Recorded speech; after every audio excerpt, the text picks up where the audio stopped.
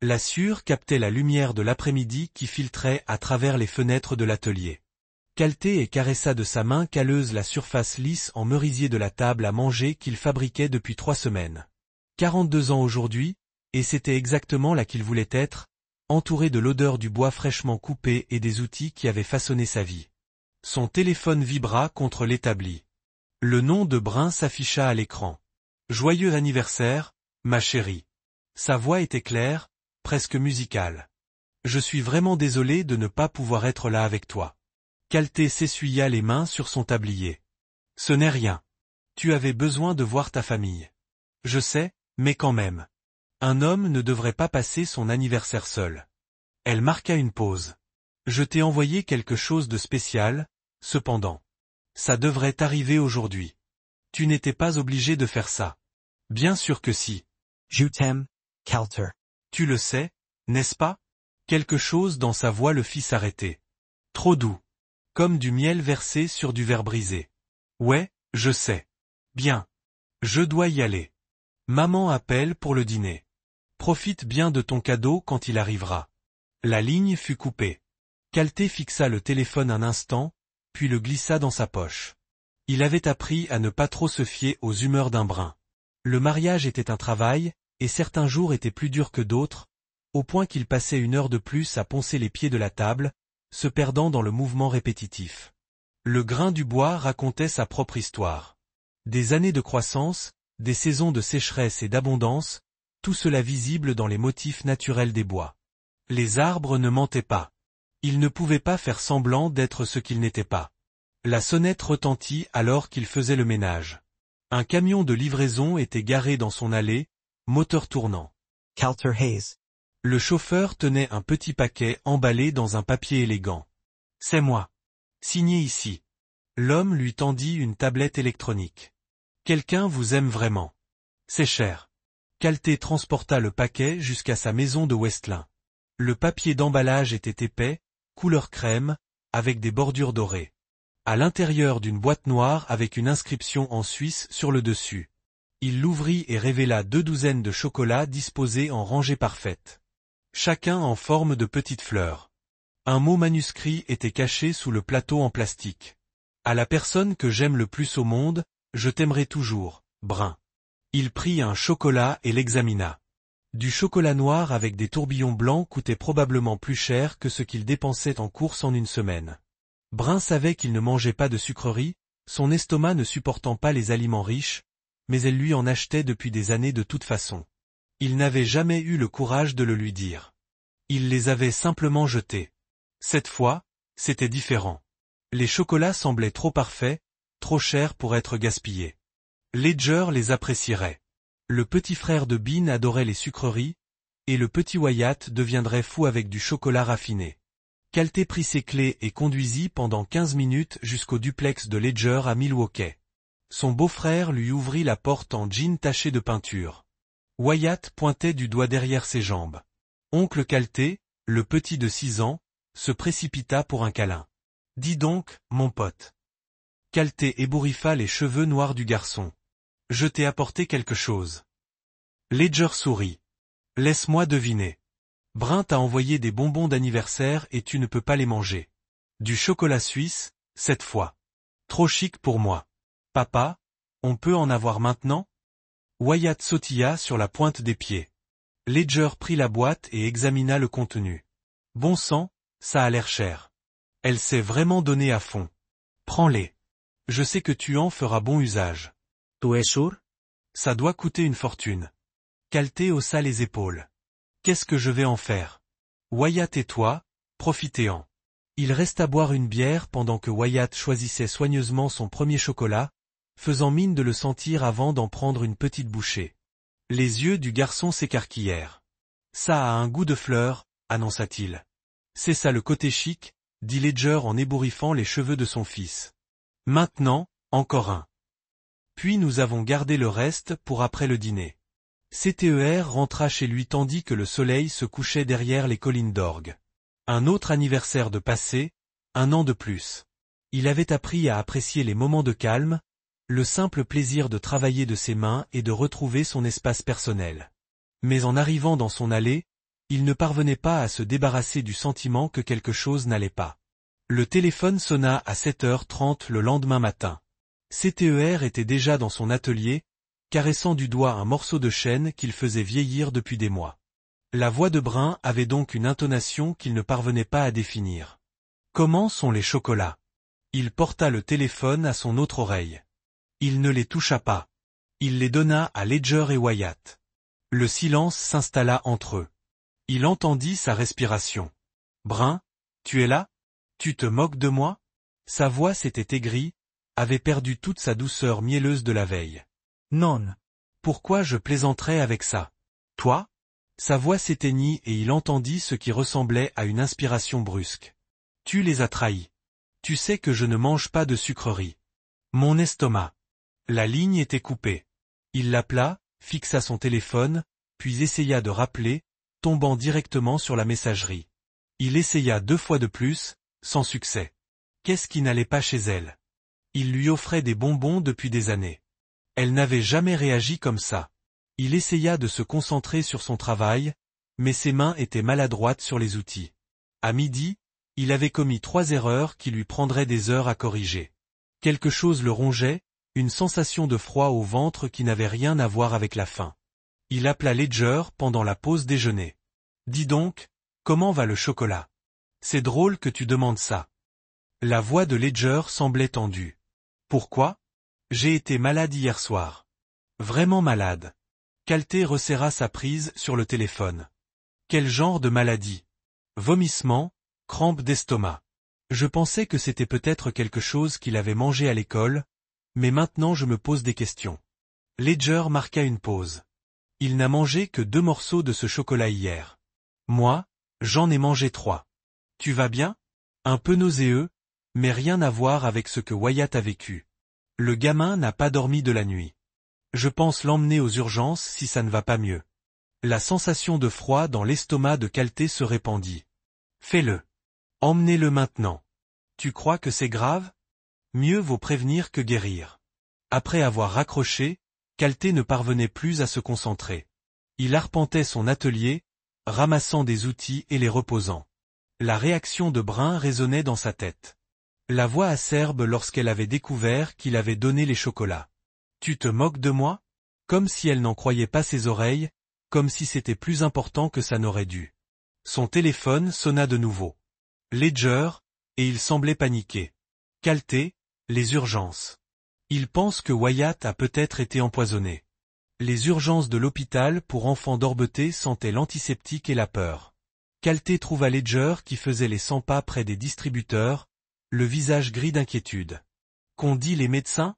Ledger se passa les mains dans les cheveux. Ils ont fait des analyses de sang, un lavage d'estomac, l'enfant est stable maintenant. Mais ils ont trouvé quelque chose dans son organisme.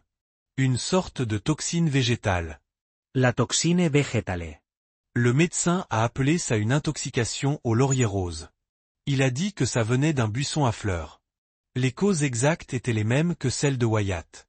Vomissement, maux d'estomac, rythme cardiaque irrégulier. La voix de Ledger se brisa. Si on avait attendu plus longtemps, Calté sentit le monde basculer. Où est la boîte de chocolat? À la maison. Pourquoi? Je vais la chercher. Qu'il ne jette rien de ce que Wyatt a mangé hier. Tu crois que c'est le chocolat? Je ne sais pas quoi penser, mais on va le découvrir. Calté est allé chez Ledger et a récupéré la boîte de chocolat. Il en restait 18, disposées dans leur plateau en plastique comme de minuscules bombes. Il a manipulé la boîte avec précaution, comme si elle allait exploser. Le trajet jusqu'à Portland lui a semblé interminable. Il a trouvé en ligne un laboratoire de toxicologie alimentaire qui proposait des analyses le jour même en cas de suspicion de contamination. Cela lui a coûté $800, un montant qu'il n'avait pas à dépenser, mais certaines choses étaient plus importantes que l'argent. Le docteur Patricia Voss était une femme mince aux cheveux grisonnants et au regard sérieux. Elle examina les chocolats à la loupe avant d'en sélectionner 3 dans différents compartiments de la boîte. Nous allons d'abord tester les toxines courantes, dit-elle. Les résultats devraient être prêts demain matin. Si votre neveu a vraiment été empoisonné par ces chocolats, vous devez contacter la police. La police. La falsification de denrées alimentaires est un crime fédéral. Si quelqu'un a délibérément contaminé ces chocolats, on parle de tentative de meurtre.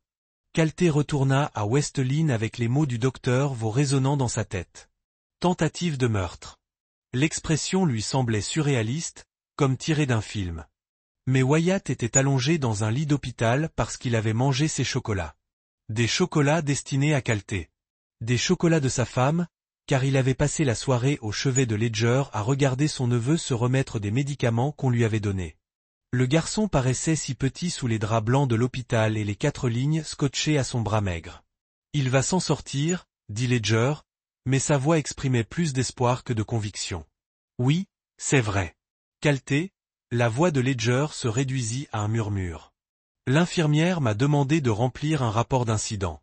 Procédure standard pour les cas suspects d'empoisonnement. Je leur ai parlé des chocolats. Bien. Vous devriez. Ils voudront probablement vous parler aussi, puisqu'ils étaient à vous. Calté hocha la tête. Il s'y attendait. Ce qu'il n'avait pas prévu, c'était la certitude grandissante qu'il ne s'agissait pas d'une simple altération de nourriture. Quelqu'un avait tenté de le tuer et que quelqu'un savait exactement où envoyer les chocolats. Le docteur Vaux a appelé à 8h15 le lendemain matin. Calté était assis dans son camion devant l'hôpital, regardant les infirmières de garde se précipiter sur le parking. Monsieur Hay, nous avons vos résultats. Et les chocolats étaient positifs à l'oléandrine. C'est le composé toxique présent dans les lauriers roses. Plus précisément, nous avons trouvé des concentrations allant de 15 à 25 mg par morceau. La main de Calté se serra au téléphone. C'est beaucoup? Une dose mortelle pour un homme adulte de votre taille serait d'environ 75 à 100 mg. Donc oui, si vous aviez mangé 4 ou 5 morceaux, vous seriez probablement mort. Le parking semblait flou autour de lui. Et un enfant de 6 ans, encore moins? Votre neveu a beaucoup de chance. Il n'en a mangé que 2 et vous l'avez emmené à l'hôpital rapidement. Serait-ce accidentel? Une sorte de contamination pendant la fabrication? Le docteur Vaux resta silencieux un instant. Monsieur Hay, le laurier rose ne pousse pas près des usines de production de chocolat. C'était délibéré. Quelqu'un a extrait la toxine et l'a mélangée à ces chocolats avec une habileté remarquable. Le goût serait pratiquement indétectable, surtout avec l'arôme de fleurs. Après avoir raccroché, CTER resta assise et frappa un long moment, le regard perdu dans le vide.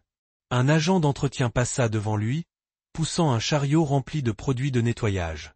Des gens normaux faisant des tâches normales tandis que son monde s'écroulait petit à petit, qu'il conduisit chez lui et se rendit directement à son bureau. La boîte de chocolat était posée sur son bureau, là où il l'avait laissée avec le matériel d'expédition. Il examina chaque détail avec un regard neuf. Le colis avait été expédié de Portland dans la nuit, payé avec la carte de crédit professionnel de Brun. L'adresse de retour indiquait sa boutique de fleurs. Même l'écriture sur le mot ressemblait à la sienne, la même qu'elle utilisait pour signer les chèques. Tout pointait vers sa femme. Sa femme avait tenté de le tuer. Calté ouvrit le tiroir de son bureau et en sortit une chemise en papier craft. Il y glissa le reçu d'expédition, les photos qu'il avait prises des chocolats et du mot. Le docteur Vaux avait promis de lui envoyer une copie des résultats du laboratoire dans l'après-midi, qu'il n'allait pas pleurer. Il n'allait pas crier, ni frapper le mur, ni appeler Brun pour exiger des réponses. Pas encore. D'abord, il allait rassembler des preuves. Toutes. Ensuite, il allait la détruire. Calté n'avait jamais fouiné dans les affaires privées de Brun auparavant. Le mariage était synonyme de confiance, et la confiance impliquait des limites. Mais la confiance était un luxe qu'il ne pouvait plus se permettre. Il commença par son ordinateur partagé. Bryn n'était pas particulièrement douée en informatique. Elle utilisait le même mot de passe pour tout. La date de leur mariage suivie de ses initiales. Il lui fallut moins de 5 minutes pour accéder à sa boîte mail. Ce qu'il trouva lui glaça le sang. La boîte de réception contenait des dizaines de messages d'un certain Ellis. Marlowe. Le plus ancien remontait à 14 mois. Calté ouvrit le message le plus récent. B. Le colis devrait arriver mardi. Assurez-vous qu'il soit seul à son arrivée. Il faut que ça ait l'air naturel. Supprimez-le après lecture. Il a envoyé il y a 3 jours. La veille de son anniversaire. Calté parcourut les anciens messages, la mâchoire serrée à chaque lecture. Ils avaient commencé des discussions assez anodines sur les compositions florales, des plaintes banales sur le travail, mais avec le temps, ils étaient devenus plus intimes, plus complotistes. Dobby, tu mérites tellement mieux que ce que tu as. Ils ne t'apprécient pas. J'ai repensé à notre conversation. Il y a peut-être une autre façon de gérer ta situation. DBI, je ne peux pas continuer à vivre comme ça.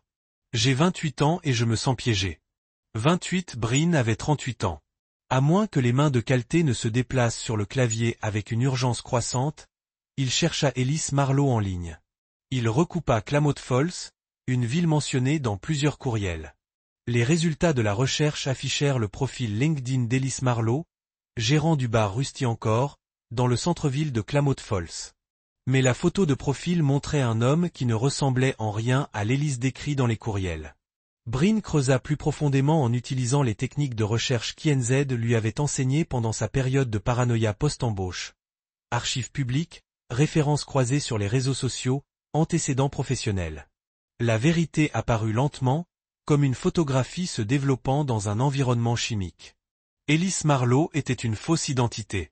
Le véritable homme était Thatcher Klein, 43 ans, divorcé, avec un historique de petits boulots et de créances douteuses. Il utilisait le personnage d'Ellis depuis environ 18 mois, suffisamment longtemps pour séduire une femme mariée et la pousser au meurtre. Mais pourquoi Bryn voudrait-il sa mort? Ils avaient des problèmes. Tous les mariages en avaient, mais rien qui vaille la peine de se tuer. À moins que Calté ne retourne à l'ordinateur et ne se connecte à leur compte bancaire. Leur compte courant commun affichait une activité normale. Leur compte d'épargne s'était lentement vidé au cours de l'année écoulée, mais Bryn avait expliqué qu'il s'agissait de frais professionnels pour son fleuriste. Leur police d'assurance était rangée dans un classeur dans leur chambre. Calté n'y avait jamais prêté beaucoup d'attention. Santé, auto, habitation, l'habituel arsenal de protection contre les aléas de la vie. Mais caché derrière sa police d'assurance vie se trouvait un document qu'il n'avait jamais vu auparavant. Une assurance vie temporaire d'1 million de dollars sur Calté est, en vigueur depuis 6 mois. Le bénéficiaire était Ellis Marlowe. Ellis Marlowe, qui n'existait pas. Calté photographia chaque page, puis remit les documents à leur place initiale. Ses mains restèrent immobiles, mais il sentit intérieurement quelque chose de froid et de dur se cristalliser là où se trouvait sa confiance. 1 million de dollars. De quoi commencer une nouvelle vie sous une nouvelle identité. De quoi justifier le risque d'un meurtre. Inz Moral avait survécu à 3 missions en Afghanistan et à un divorce difficile. Elle avait 62 ans, les cheveux gris et une mine affûtée. Elle était aussi la voisine et la meilleure amie de Calté. « Tu as une mine d'enfer », dit-elle lorsqu'il frappa à sa porte à 22 heures ce soir-là. « J'ai besoin d'aide. » Anz s'écarta pour le laisser entrer. Son salon était dépouillé et d'une propreté impeccable. Une bouteille de bourbon était posée sur la table basse, à côté d'une grille de mots croisée à moitié terminée. « Bois. » Wes. Elle se versa 2 verres et lui en tendit un. « Que se passe-t-il » Calté lui raconta tout. Les chocolats, la raison de l'empoisonnement, les emails, la police d'assurance. Inz écouta sans interruption, son visage se durcissant à chaque détail. « Fils de pute », dit-elle lorsqu'il eut fini. « Elle a vraiment essayé de te tuer. On dirait bien. Que veux-tu de moi ? Tu as encore des contacts de l'époque où tu travaillais dans les renseignements ?»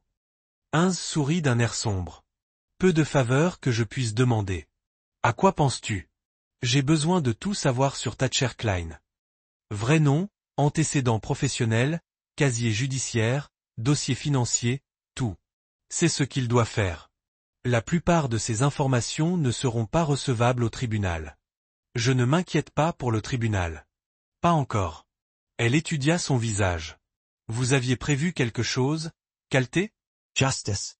Il a fallu 3 jours à Inz pour rassembler les informations. Elle l'a rencontré dans un restaurant à Beaverton, loin de leur lieu de prédilection. L'enveloppe manie qu'elle a glissée sur la table était pleine de pages imprimées. « Votre femme a des goûts de luxe en matière d'homme. » INZ a déclaré que Thatcher Klein s'était marié 2 fois, avait fait faillite 1 fois et avait été licencié de 6 emplois au cours des 5 dernières années. Actuellement, il a 3 mois de retard de pension alimentaire. Calté feuilleta les pages. Relevé bancaire, relevé d'emploi, même quelques rapports de police pour bagarre de bar et dettes impayées. Ça va mieux. Ins continua. J'ai trouvé un compte joint dans une banque à Boise. Il est actif depuis 8 mois. Votre femme y transfère de l'argent tous les mois. Combien? Au début, petit. 500 par-ci, 1000 par-là. Mais ça a augmenté. Le dernier virement s'élevait à $15 000 il y a 2 semaines. $15,000. Calté pensa à leur propre compte d'épargne. Il s'épuisait lentement depuis 1 an. Bren finançait son plan d'évasion avec son propre argent. Heinz avait encore dit une chose, Thatcher avait fait des achats. Du matériel de camping, de plein air, tout ce dont on aurait besoin si on prévoyait de disparaître dans la nature pendant un certain temps après le meurtre. C'est mon avis. Faire profil bas jusqu'à ce que l'argent de l'assurance arrive, puis refaire surface quelque part avec de nouvelles identités. Calté referma l'enveloppe. Les preuves étaient accablantes, mais ce n'était toujours pas suffisant. Il lui fallait plus que des relevés financiers et de fausses identités. Il lui fallait une preuve d'intention. Il avait besoin des aveux de Brin. Brin revint de Bend un jeudi après-midi, pleine d'histoires sur sa famille et s'excusant d'avoir été perdu de vue.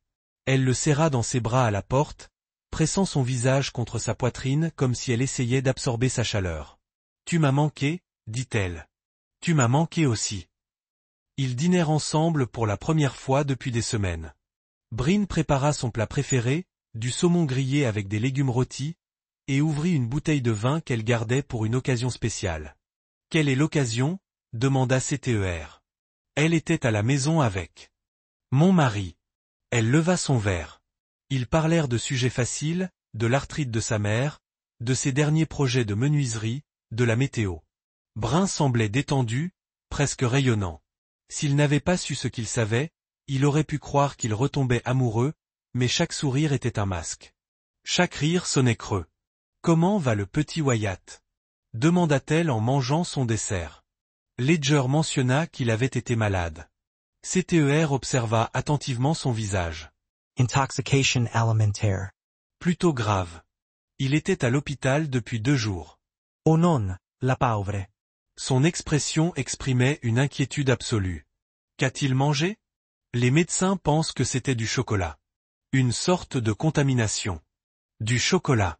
Elle pencha la tête. C'est tellement étrange. On pourrait croire que le contrôle qualité détecterait ce genre de choses. On pourrait croire. Elle tendit la main par-dessus la table et lui serra la main. Je suis contente qu'il aille bien. Les enfants sont si fragiles. Oui, pensa Calté. Assez fragiles pour mourir d'une menthe empoisonnée pour quelqu'un d'autre. En parlant de chocolat, dit-il prudemment. Je ne te remercie jamais comme il se doit pour ton cadeau d'anniversaire. Oh, qu'elle fit un signe de la main dédaigneux. Je me sentais mal d'être absente pour ton grand jour. Tu les as aimés? Ils étaient magnifiques. Trop chic pour moi, cependant. C'est bien ce que je pensais. Tu ne manges jamais les bonbons que je t'achète. Elle sourit. Je devrais probablement arrêter de gaspiller de l'argent en bonbons.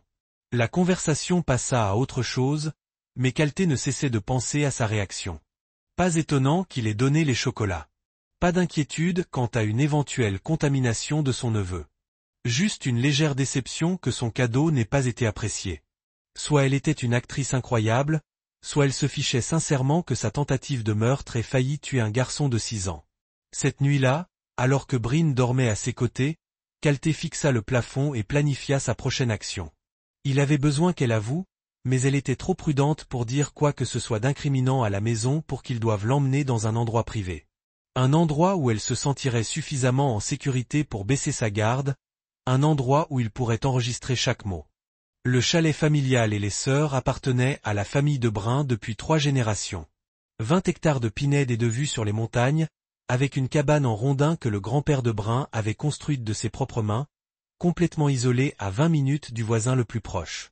Je pense qu'on devrait s'éloigner. Calté a dit au petit-déjeuner samedi matin que nous pourrions nous retrouver tous les deux. Brim a levé les yeux de son café. Vraiment? Vraiment? Je sais que les choses ont été difficiles entre nous ces derniers temps. Un peu de temps au chalet pourrait peut-être aider. J'adorerais ça. Son sourire semblait sincère. Quand est-ce que tu pensais? Ce week-end, on pourrait monter aujourd'hui et revenir dimanche soir. Parfait. Je vais préparer quelques affaires. Pendant que Bean rassemblait des vêtements à l'étage, Calté a chargé son camion de provisions. Cachés parmi le matériel de camping et les provisions se trouvaient 3 petits enregistreurs, du matériel militaire 15 avait acquis grâce à son réseau de contacts. Le trajet jusqu'à Sisters dura 2 heures à travers des routes de montagnes sinueuses. Brun semblait détendu, indiquant des points de repère et évoquant des souvenirs d'enfance. Elle avait toujours adoré la cabane, appelée à son sanctuaire. Bientôt, ce serait son confessionnal. Ils arrivèrent juste au moment où le soleil se couchait derrière les sommets de la cascade. La cabane se trouvait dans une petite clairière, entourée de grands pins et du bruit de l'eau courante. Le visage de Brun s'illumina tandis qu'il déchargeait le camion. « Mon Dieu, j'adore cet endroit, dit-elle. Parfois, je pense à rester ici pour toujours, loin de toutes les complications. » Kel's complications? Elle haussa les épaules. Le stress du travail, les problèmes d'argent, la vie en général. N'as-tu jamais envie de disparaître? Parfois, pendant que Brun déballait ses affaires dans une chambre, Calté installait les enregistreurs. L'un d'eux se glissait derrière le miroir ancien de la salle de bain, soigneusement dissimulé dans le cadre orné. L'autre était placé dans une boîte en bois décorative sur la cheminée. Le microphone était à peine visible à travers un motif floral sculpté. Le troisième appareil, magnétique et plus petit qu'une pièce de 25 cents, se trouvait sous la table de la cuisine. C'est pourquoi Bren, lorsqu'il sortit de la chambre, était assis sur le canapé, lisant un magazine. « Tu veux faire une promenade » demanda-t-elle. « La lune est presque pleine ce soir. » Ils marchèrent main dans la main à travers la forêt, suivant des sentiers que Brun n'avait pas connus depuis l'enfance. Elle semblait sincèrement heureuse, plus détendue qu'elle ne l'avait été depuis des mois. « Merci pour ça, » dit-elle en s'arrêtant près d'un petit ruisseau. « Je sais que je n'ai pas été la personne la plus facile à vivre ces derniers temps. On traverse tous des moments difficiles. » Pourtant, elle se tourna vers lui. « Je veux que tu saches que je t'aime. Quoi qu'il arrive, cette part était toujours réelle. Quoi qu'il arrive, au présent, comme si quelque chose allait arriver. Je t'aime aussi, dit-il, se détestant de le penser. » Ils retournèrent au chalet vers 22 heures. Bean prit une douche pendant que Calté allumait un feu dans la cheminée en pierre. Les enregistreurs fonctionnaient, capturant chaque son, chaque mot. Il ne lui restait plus qu'à attendre qu'elle prenne contact avec Thatcher. Bryn attendit qu'elle le croie endormi. Calté resta allongé, immobile, dans le lit qu'il partageait depuis 8 ans, écoutant la respiration calme de sa femme. Vers minuit, elle se glissa hors des couvertures et se dirigea doucement vers la salle de bain. La porte se referma dans un murmure à peine audible. À travers les fines parois du chalet, il l'entendit composer un numéro. Puis sa voix, basse et pressante. « C'est moi. Il faut qu'on parle. » Le cœur de Calté battait fort contre ses côtes. L'enregistreur derrière le miroir de la salle de bain capterait chaque mot, mais il s'efforça d'écouter quand même. Il donna les chocolats. La voix de Brun portait malgré ses efforts pour murmurer « Idiot. Si Wyatt meurt, c'est sa faute. » Un silence pendant qu'elle écoutait l'autre bout de la conversation. « On barre a Sayer. Tu vas le faire revenir à toi. » Une voix d'homme à peine audible dans le haut-parleur du téléphone. « Il est à mi-chemin. Je vais utiliser le bon vieux jeu pour raviver la flamme. Puis une randonnée. Peut-être un accident tragique. » Le sang de Calté se glaça. Elle planifiait déjà son prochain meurtre. Non, la compagnie d'assurance ne se méfiera pas. Les accidents de randonnée en montagne arrivent tout le temps, surtout quand on sort des sentiers battus. Un autre silence. Mardi matin. Je suggère qu'on explore cette crête au-dessus de Devil's Creek. Une pente raide. Beaucoup de roches instables. Mardi, dans 3 jours. Thatcher, il faut que tu comprennes quelque chose. Après mardi, Ellis Marlowe disparaît à jamais. Nouvelles identités, nouvelle vie. On s'en tient au plan. Donc, elle n'était pas au courant pour le faux nom. Elle avait probablement contribué à le créer. Je dois y aller. Il a les sommeils légers. Le téléphone s'est éteint. CTER a entendu les toilettes. Chasse d'eau, puis eau courante. Au moment où Brad se coucha, il respirait lentement et régulièrement, cherchant le sommeil. Elle s'installa à côté de lui, et en quelques minutes, sa respiration s'approfondit pour devenir un véritable sommeil. Mais Calté resta éveillé jusqu'à l'aube, fixant le plafond et assimilant ce qu'il avait entendu. Sa femme ne cherchait pas seulement à le tuer. Elle comptait faire passer cela pour un accident. Un accident de randonnée qui susciterait la sympathie plutôt que la suspicion. L'argent de l'assurance irait à son mystérieux bénéficiaire et Brin jouerait la veuve endeuillée jusqu'à ce qu'elle puisse disparaître dans une nouvelle vie avec son amant. C'était un bon plan. Soigneux et crédible, car il allait aussi la détruire. Dimanche matin, l'aube était claire et froide. Brin prépara du café et des œufs pendant que Calté préparait leurs affaires, prenant soin de récupérer les appareils d'enregistrement quand elle ne regardait pas. « J'adore les matins comme celui-ci, dit-elle, debout sur le porche du chalet avec sa tasse de café. Telment paisible. Oui, c'est agréable. On devrait faire ça plus souvent. S'éloigner de la ville. Se reconnecter à l'essentiel. Elle avait raison, mais pas au sens où elle l'entendait. Les montagnes l'avaient aidé à y voir clair pour la première fois depuis des mois. Son mariage était bâti sur des mensonges et sa femme était une tueuse de sang-froid, mais la lucidité avait son propre poids. Ils devaient maintenant décider quoi faire de la vérité. Ils retournèrent à West Lynne dans un silence confortable, la main de Brin posée sur son genou tandis qu'il arpentait les virages de la montagne. Pour tout observateur extérieur, il ressemblait à un couple renouant après une période difficile. La performance était presque parfaite. Ce soir-là, pendant que Brin travaillait à son bureau, Calté connecta les appareils d'enregistrement à son ordinateur portable. Uns avait fourni un logiciel permettant de nettoyer l'audio et d'isoler des voix spécifiques, ce qui rendit les aveux de Brin d'une clarté cristalline. Si Wyatt meurt, c'est à lui de réessayer. Peut-être un accident tragique. Mardi matin, forte pente, beaucoup de roches instables. Après mardi, Ellis Marlowe disparaît à jamais. Calté conserva plusieurs copies du fichier audio, les chiffrant avec des mots de passe que lui seul connaissait. Puis il le retranscrivit. Toute la conversation, horodatant chaque déclaration. C'est pourquoi minuit. Il avait tout ce qu'il fallait pour détruire la vie de sa femme. La question était de savoir s'il devait aller à la police maintenant ou attendre qu'elle fasse un autre geste. Il pensa à Wyatt, encore en convalescence après l'empoisonnement qui lui était destiné. À Ledger, qui avait fait confiance à sa sœur malgré tout. À la police d'assurance d'1 million de dollars et au compte joint à Boise, mardi matin à Devil's Creek. Brin prévoyait de le tuer dans 3 jours. Mais s'il agissait trop vite, elle pourrait trouver un moyen de s'échapper, détruire des preuves, disparaître avec Thatcher, ne laisser aucune trace aux autorités. Et mieux valait la laisser croire qu'elle avait encore le contrôle. Qu'elle creuse sa tombe un peu plus profondément. Ensuite, il l'Y-enterrerait. L'inspectrice Zaria Cole travaillait à la criminelle depuis 12 ans et avait appris à distinguer un deuil sincère d'une performance artistique. L'homme assis en face de son bureau dégageait une rage contenue plutôt que du chagrin. Mais son histoire était suffisamment convaincante pour mériter l'attention. « Laissez-moi m'assurer que... » « Comprends, dit-elle en relisant ses notes. « Votre femme vous a envoyé du chocolat empoisonné pour votre anniversaire, mais vous l'avez donné et votre neveu a été hospitalisé. » C'est exact. Et vous pensez qu'il s'agit d'une tentative de meurtre plutôt que d'une falsification aléatoire, car Calté a déposé un épais dossier sur son bureau. À cause de cela, l'inspecteur Cole a ouvert le dossier et a commencé à lire. Résultat de laboratoire confirmant un empoisonnement au laurier rose. Échange de courriel entre Brin et un certain Ellis Marlowe. Relevé financier montrant des virements suspects, document d'assurance désignant un faux bénéficiaire, et enfin un enregistrement audio intitulé « Confession de chalet ». Le 19 novembre, vous avez enregistré votre femme à son insu.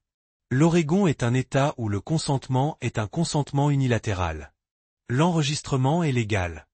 L'inspecteur Cole a branché ses écouteurs et a écouté la conversation aux toilettes. Son expression s'est assombrie à chaque minute qui passait. « Mon Dieu » a-t-elle dit une fois l'enregistrement terminé. Elle prévoit une nouvelle tentative. Mardi matin, Devil's Creek Trail. Nous devons l'arrêter immédiatement. Non. La voix de Calté était ferme. Si vous l'arrêtez avant mardi, elle prétendra que l'enregistrement est faux. Son avocat plaidera la provocation, la fabrication de faux, tout ce qui peut créer un doute raisonnable. Alors, que proposez-vous? Laissez-la tenter sa chance. Avec une surveillance adéquate, vous pouvez la prendre sur le fait. L'inspectrice Cole se renversa dans son fauteuil.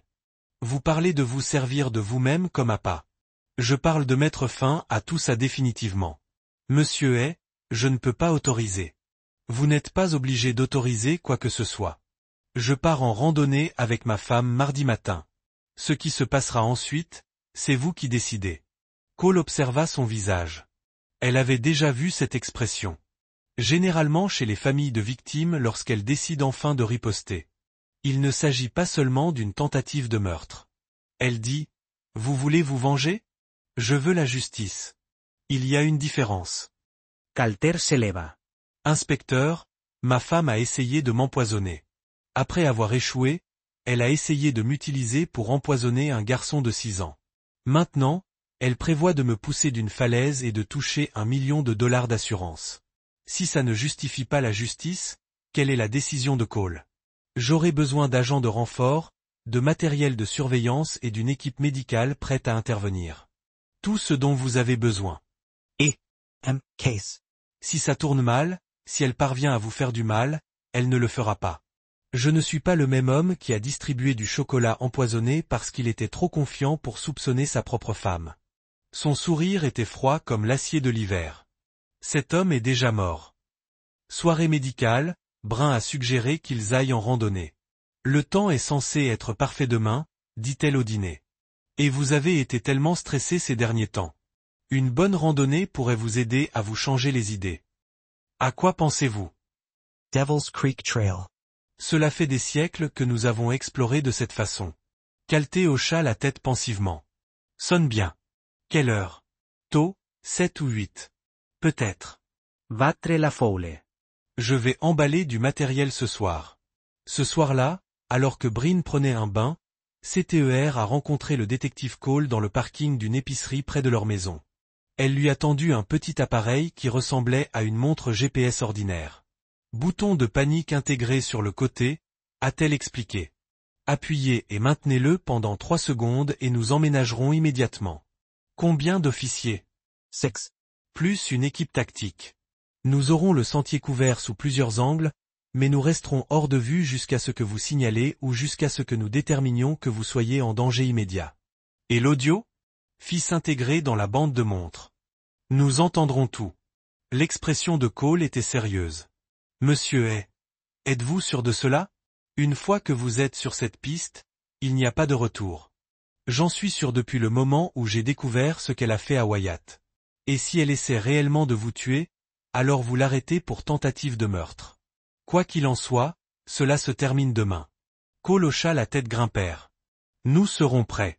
CTER est rentré chez lui pour trouver du Brun emballant un dos de jour avec des bouteilles d'eau et des barres d'énergie.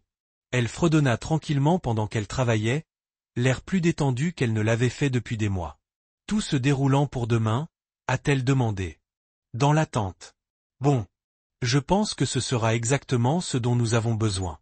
Il s'est couché cette nuit-là en se demandant si elle essaierait de le droguer à l'avance, de le rendre somnole et instable sur la piste. Mais l'eau qu'elle lui a amenée avait un goût normal, et elle n'a fait aucune tentative inhabituelle pour lui nourrir quoi que ce soit.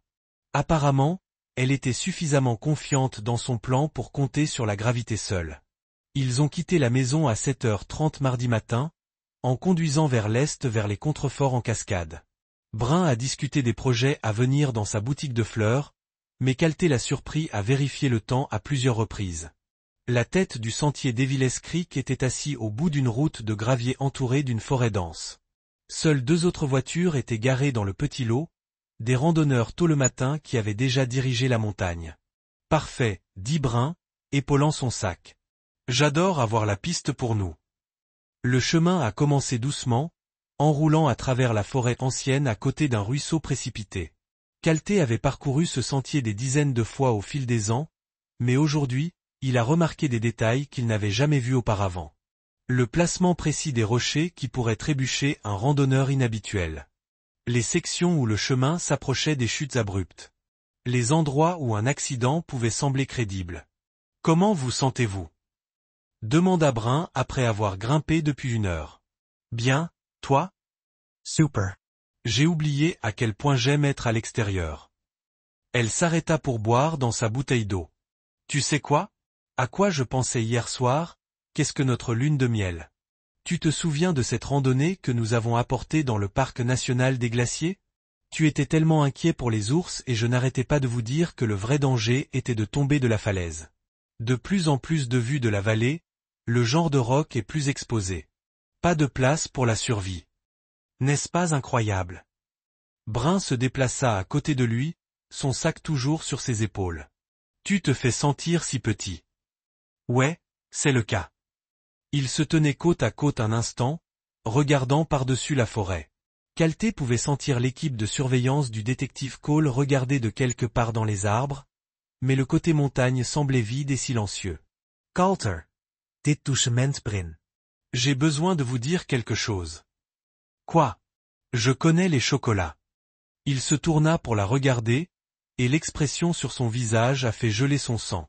Le masque avait disparu. Plus de prétention, plus de performance, juste un calcul froid. Je sais que vous les avez testés, a-t-elle poursuivi. Je sais que vous avez compris qu'ils étaient empoisonnés, Bac.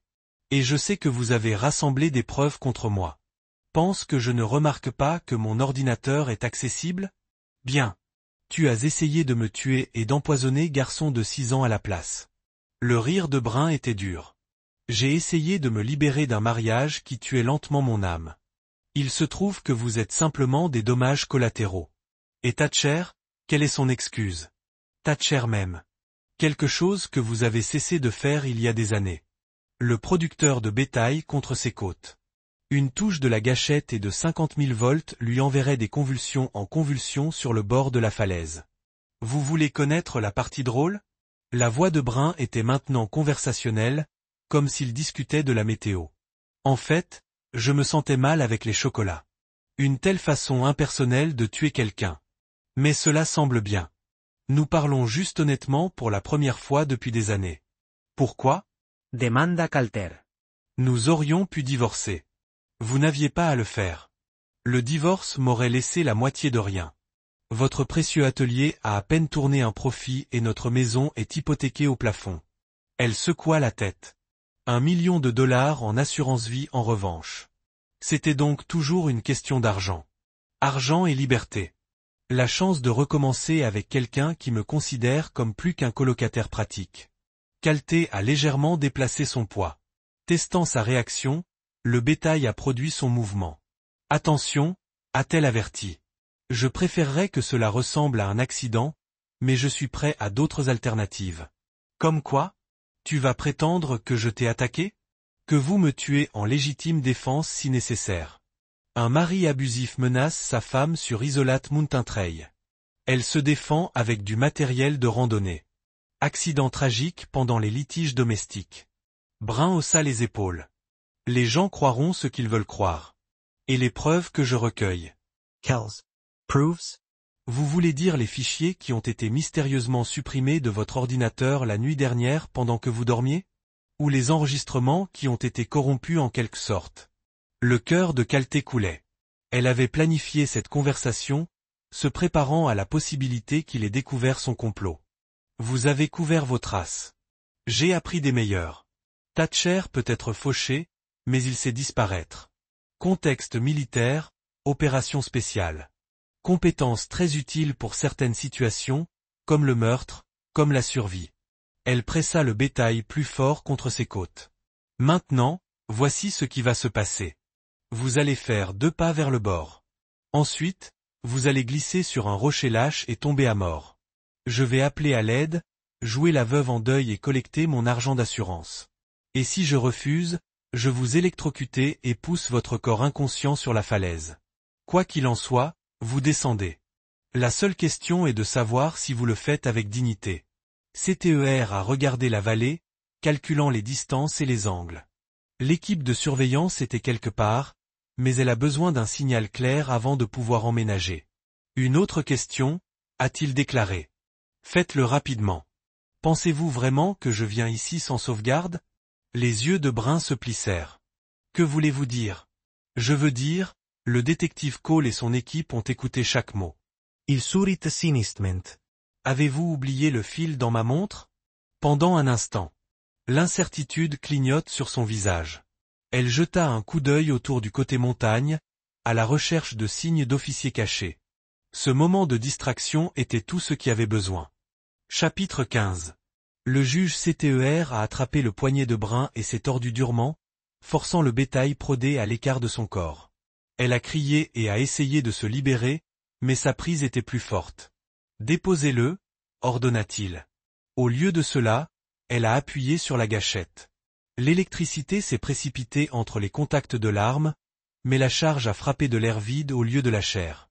CTER a utilisé son déséquilibre momentané pour tirer l'appareil de sa main et le lancer sur la falaise. Tu es salaud. Elle se balança sur son visage avec sa main libre, mais il a attrapé son poignet et a tenu les deux bras immobilisés. C'est fini, Brun. Non. Elle a lutté contre son emprise, son visage se tordant de rage. Vous ne comprenez pas. Je ne peux pas revenir à cette vie. Je ne le ferai pas. Vous auriez dû y penser avant d'essayer de me tuer. Le bruit des pas à l'approche résonnait du sentier ci-dessous. Le détective Cole et son équipe se déplaçaient rapidement maintenant que la confrontation avait commencé. Ils arrivent. Dit Calter. Vous pouvez faire cela facile ou dur, mais vous descendez de toute façon. Les difficultés de Brun se sont intensifiées. Elle a jeté son poids en arrière, essayant de briser sa prise en charge, et pour un moment terrifiant, ils ont tous deux basculé sur le bord de la falaise. « Lâchez-vous » elle a crié. « Laisse-moi partir. Ne pas se produire. » 3 policiers ont émergé du train, des armes tirées mais pas destinées. Le détective Cole a dirigé le groupe, sa voix transportant clairement à travers l'affleurement rocheux. « Baint Delaney, vous êtes en état d'arrestation pour tentative de meurtre. » Le corps de Brun est devenu molle dans l'emprise de Calté. Le combat s'est épuisé dès alors qu'elle regardait les officiers qui s'approchaient. « Ce n'est pas ainsi que cela devait se terminer, » murmura-t-elle. « Non, Calté a accepté. C'était censé me terminer avec moi mort et vous riche. Au lieu de cela, vous allez en prison pour le reste de votre vie. » Le détective Cole les a atteints et a fait signe à Calté de prendre du recul. « Nous le prendrons à partir d'ici. » Alors que les policiers menottaient sa femme, Coulter se dirigeait vers le bord éloigné de l'affleurement et s'assit fortement sur un bloc. Injured? No, I'm fine. We got everything on the wire. Her confession, the threats, the attempted assault. This should be enough to put her away for a very long time. Kelter nodded but didn't speak. He watched the officers lead Bryn down the trail, her hands cuffed behind her back. She looked smaller now, diminished. Just a woman who'd made terrible choices and would spend the rest of her life paying for them. What happens next? He asked. Oui, arrêtez ce Klein, traitez les preuves et construisez notre cas. Avec tout ce que vous avez rassemblé, plus ce qui s'est passé ici aujourd'hui, le DA devrait être confiant quant aux poursuites. Combien de temps pour une conviction? Cela pourrait être des mois avant qu'il ne soit jugé. Mais elle ne fait pas de caution. Pas avec une tentative de meurtre et un risque de vol. CTER se leva et brossa la poussière de son pantalon de randonnée. Bon. Vous voulez revenir avec nous ou avez-vous besoin d'une minute? Je vais descendre. Prenez mon temps. Le détective Cole a hoché la tête et a suivi son équipe sur le sentier, laissant Calté seul du côté de la montagne. Il s'est assis là pendant longtemps, regardant les nuages dériver à travers la vallée et écoutant le vent dans les arbres. Quelque part en dessous, sa femme commençait son voyage vers une cellule de prison. Partout ailleurs, son amant emballait probablement un sac et prévoyait de courir, mais il n'irait pas loin. La justice a eu de l'élan maintenant, et cela les roulerait tous les deux comme une avalanche. Calté s'est finalement levé et a commencé sur le sentier. Il avait un atelier pour revenir, des amis à remercier et une nouvelle vie à construire à partir des cendres de l'ancienne. Une vie où il ne ferait plus jamais confiance au chocolat des étrangers. Le procès a duré 3 semaines pour que l'avocat de la défense de Brun ait essayé toute la folie temporaire, la violence domestique, la capacité diminuée due à une détresse émotionnelle. Mais les preuves étaient écrasantes et l'accusation a méthodiquement démantelé chaque argument. Les chocolats de poison, le faux bénéficiaire de l'assurance, la confession enregistrée, la tentative de meurtre sur Devil's Creek. Thatcher Klein a témoigné pour l'accusation en échange d'une peine réduite. Il a confirmé le complot de meurtre, a admis avoir créé la fausse identité et a fourni des détails sur leur plan d'évasion qui corroboraient tout ce que Calté avait découvert. Brun s'est assis silencieusement pendant la majeure partie du procès, chuchotant parfois à son avocat, mais ne prenant jamais la position dans sa propre défense. Lorsque le verdict de culpabilité a été lu, elle n'a montré aucune émotion. Le juge l'a condamnée à 28 ans sans possibilité de libération conditionnelle. Le niveau de calcul et d'indifférence à la vie humaine démontré dans ce cas est stupéfiant. Le juge Williamson a déclaré que l'accusé ne montrait aucune préoccupation pour le bien-être d'un enfant de 6 ans qui a failli décéder en raison de ses actions et aucun remords pour le traumatisme émotionnel infligé à son mari et à sa famille. Coulter regarda depuis la galerie alors qu'il la conduisait. Elle n'a pas regardé en arrière. 6 mois plus tard, l'atelier de Calté était plus occupé qu'il ne l'avait jamais été. Un mot s'était propagé sur son savoir-faire, et les ordres arrivaient plus vite qu'il ne pouvait les remplir. Il avait embauché 2 assistants et envisageait de se développer dans le bâtiment adjacent. Vous devenez célèbre, a déclaré Heinz, en examinant un ensemble de restaurations à cerisier qu'il venait de terminer. Article de magazine local. Bientôt, vous serez trop important pour parler à vos voisins. Jamais, a déclaré Calté, en train de faire du papier de vers le long du bord de la table. De plus, je vous dois plus que je ne peux jamais rembourser. Tu ne me dois rien. Ce que nous avons fait était juste. Pourtant, Heinz s'est installé sur une chaise et l'a regardé travailler. Comment dormez-vous ces jours-ci? Mieux. Certaines nuits, je ne rêve pas du tout. C'est un progrès. Ledger s'est arrêté à la plupart des après-midi avec Wyatt, qui a été entièrement retrouvé et fasciné par les outils de travail du bois. Le garçon n'avait aucun souvenir d'être empoisonné, ce qui était probablement pour le mieux. Puis-je utiliser la scie aujourd'hui? Demanda Wyatt, rebondissant sur ses orteils. Quand tu es plus âgé, a déclaré Calté. Mais tu peux m'aider à poncer cette jambe de chaise. Ils ont travaillé ensemble dans un silence confortable. Les petites mains du garçon suivant soigneusement les conseils de Calté. C'était bien d'enseigner à quelqu'un à transmettre des compétences qui dureraient toute une vie. Oncle Calté, dit finalement Wyatt. Pourquoi ne vivez-vous plus avec Amber Bérin? Ledger leva brusquement, mais Calté sourit juste. Parfois, les adultes font des erreurs, a-t-il dit. De mauvaises erreurs qui blessent les autres. Then her years. She sat across from him without speaking, her hands folded on the metal table between them. Why are you here? She asked finally.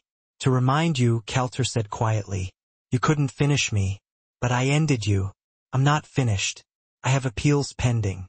You have nothing, no money, no freedom, no future. With Thatcher, he leaned forward slightly. You gamble my life for $1 million. You'll never spend a dime of it. Her composure cracked slightly. Vous ne comprenez pas ce que c'était que de vivre avec quelqu'un qui m'a vu comme une commodité au lieu d'une personne. Vous avez donc décidé de me tuer. J'ai décidé de me libérer. Vous avez décidé de commettre un meurtre. Calter s'éleva. C'est pour cela que vous vous souviendrez. Pas votre boutique de fleurs. Pas votre carrière parlante. Meurtre. Il se dirigea vers la sortie puis s'arrêta. Oh, Ebrin. Wyatt a parfois posé des questions sur vous. Je lui dis que certaines personnes font des choix qui blessent les autres, et quand ils le font, ils doivent vivre avec les conséquences. Il sourit froidement. Il apprend que les actions ont des résultats. Dommage que vous ne l'avez jamais fait. La porte s'est fermée derrière lui avec un dernier point de clic. 2 ans après le procès, une jeune femme est entrée dans l'atelier de Calté portant une chaise à bascule cassée. « Pouvez-vous réparer cela ?» Elle a demandé. Il appartenait à ma grand-mère. Pterasoigneusement examiné la chaise. Les broches ont été fissurées. Le siège est porté lisse par des décennies d'utilisation. Mais les os étaient bons. Le bois toujours fort. Je peux le réparer, a-t-il dit. Mais ça prendra du temps. Un bon travail le fait toujours. Combien de temps? 2 semaines, peut-être 3. Cela dépend de la prudence dont je dois être prudent les articulations. Elle sourit. Prenez aussi longtemps que vous en avez besoin. Certaines choses valent la peine d'attendre. Après son départ, a appelé pour retourner à son projet actuel, une bibliothèque personnalisée pour une famille du lac Azigo. Le travail était méditatif, nécessitant une concentration et une patience. Chaque coupe devait être précise. Chaque joint parfaitement ajusté et pas de raccourci. Pas de compromis. La façon dont il avait appris à vivre sa vie. Son téléphone bourdonnait d'un texte donné. Dîner ce soir. Je fais ce piment que tu aimes. Il a tapé. Je vais apporter du vin. En dehors de ses fenêtres d'atelier, les collines de l'Oregon se sont déroulées sous un ciel d'automne clair. Bon pays pour les bonnes personnes. Plein de possibilités pour ceux qui souhaitent travailler pour eux. Quelque part dans une cellule de prison, son ex-femme apprenait que certains choix résonnaient pour toujours. Mais caltait et construisait quelque chose de nouveau des cendres de la trahison.